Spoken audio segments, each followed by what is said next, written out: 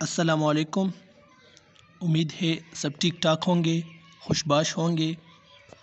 آج اس ویڈیو میں کچھ وجوہات آپ لوگوں کے سامنے رکھنا چاہتا ہوں کہ بعض اوقات اسٹوڈنٹس BS اردو کا پیپر مکمل طور پر حل کر لیتے ہیں، بڑے خوش ہوتے ہیں کہ میں نے پورا پیپر حل کیا، لیکن جب رزلٹ آتا ہے تو پھر انہیں دھچکا لگتا ہے کہ یار یہ کیا ہوا، میں نے تو پورا پیپر حل کر لیا تھا لیکن میرا GPA اتنا کم کیوں آیا؟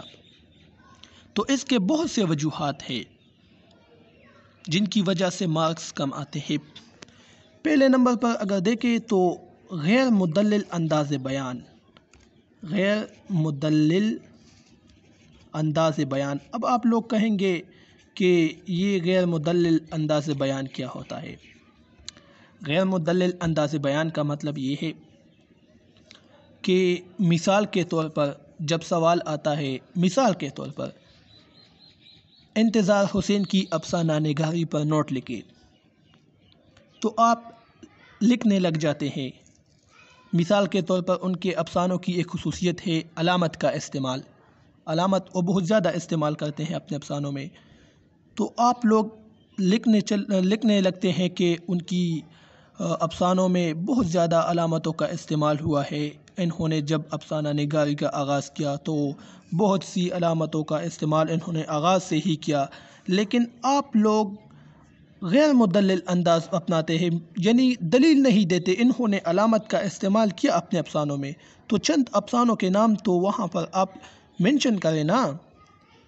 آپ جب ان افسانوں کے نام نہیں لکھیں گے جن میں علامت کا استعمال ہوا ہے تو پھر آپ لوگوں کا جواب غیر مدلل ہوا۔ کیا ہوا؟ غیر مدلل جواب ہوا۔ جب آپ نے خوب ان پر باتیں کی لیکن افسانوں کے نام نہیں لکھے تو یہ کیا ہوا؟ غیر مدلل انداز بیان ہوا۔ تو ان کی وجہ سے مارکس بہت کم آتے ہیں۔ جو چیکنگ کرنے والا ہے ان کا ریڈ بال پوائنٹ حرکت میں آ جاتا ہے اور آپ کے سوال کو اس طرح کرتے ہیں، ٹھیک ہے؟ تو یہ ایک چیز ہے۔ اسی طرح جب کسی شاعر کے خصوصیات، اس کی شاعری کی خصوصیات پر سوال آتا ہے تو آپ لوگ لکھنے لگ جاتے ہیں کہ یہ ہے اس کا عشق کا تصور، یہ ہے تو کوئی شعر آپ نہیں لکھتے وہاں پر۔ ایک دو شعر لکھنے چاہیے کہ آپ کا جواب کیا ہو جائے؟ مدلل ہو جائے۔ اگر آپ اشعار نہیں لکھیں گے تو آپ کا جواب کیا ہوگا؟ غیر مدلل ہوگا۔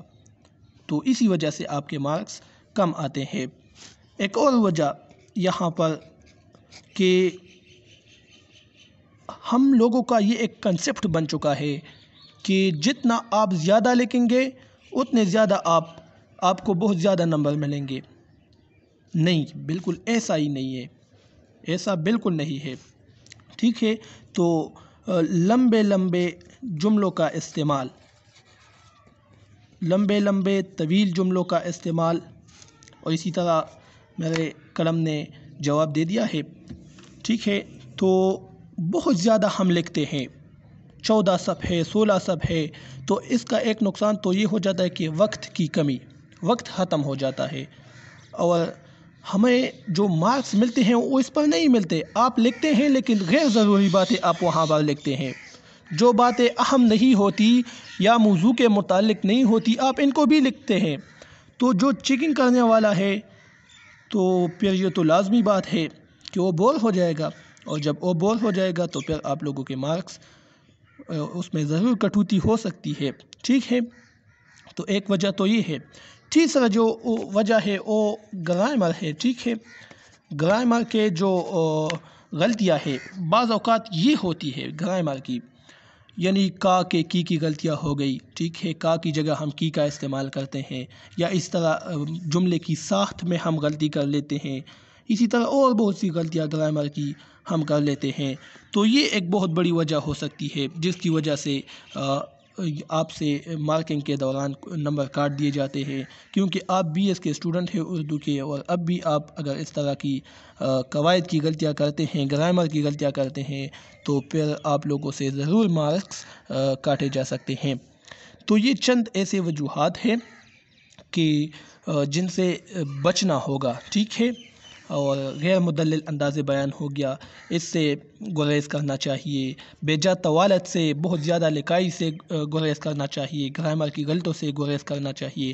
تو یہ چند ایسی باتیں ہیں کہ اس پر عمل پیرا ہو کر آپ اچھے مارکس پیپر میں لے سکتے ہیں۔ ٹھیک ہے، اللہ حافظ۔